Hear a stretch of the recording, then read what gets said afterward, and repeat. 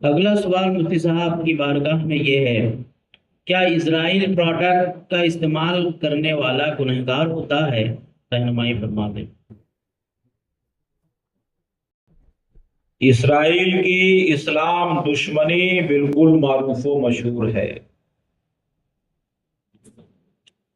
اور فلسطین کے مظلوم باشندوں پر اس کا ظلم بالکل جگ ظاہر ہے، کسی سے پوشیدہ نہیں۔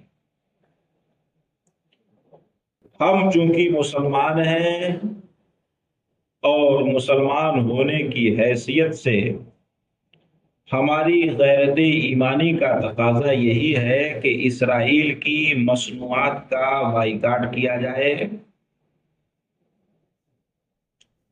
ظالم کے بازوؤں کو شل کیا جائے، ظالم کی قوت اور طاقت کو، اس کی کمر کو توڑ دیا جائے۔ یہ اسی وقت ممکن ہوگا جب ہم اسرائیل کی مصنوعات کا بائیکاٹ کریں گے، تو ہمارا یہ اقدام ظالم کے ظلم کو کم کرنے میں معاون اور مفید ثابت ہوگا۔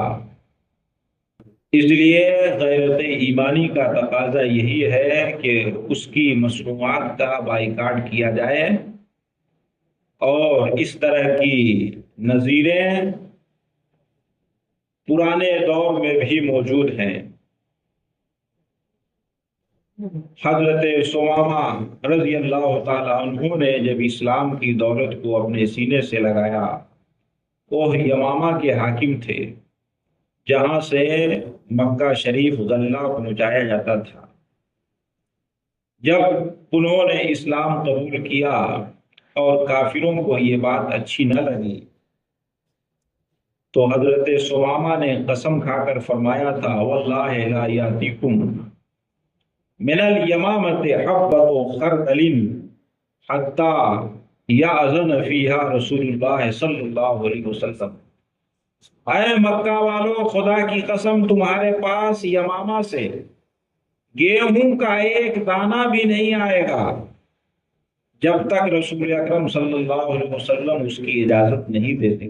سبحان اللہ۔ چنانچہ انہوں نے بالکل پابندی لگا دی، جس کا نتیجہ یہ ہوا کہ مکہ میں قحط سالی کا سماں پیدا ہو گیا، اور پھر مکہ کے کافروں نے نبی اکرم صلی اللہ علیہ وسلم کے پاس یہ پیغام بھیجا کہ ہمارا حال یہ ہے، اپنی رشتہ داری اور قرابت کا واسطہ دیا کہ آپ ثمامہ کو حکم دے دیں کہ وہ پہلے کی طرح اناج اور غلے کو جاری کر دیں۔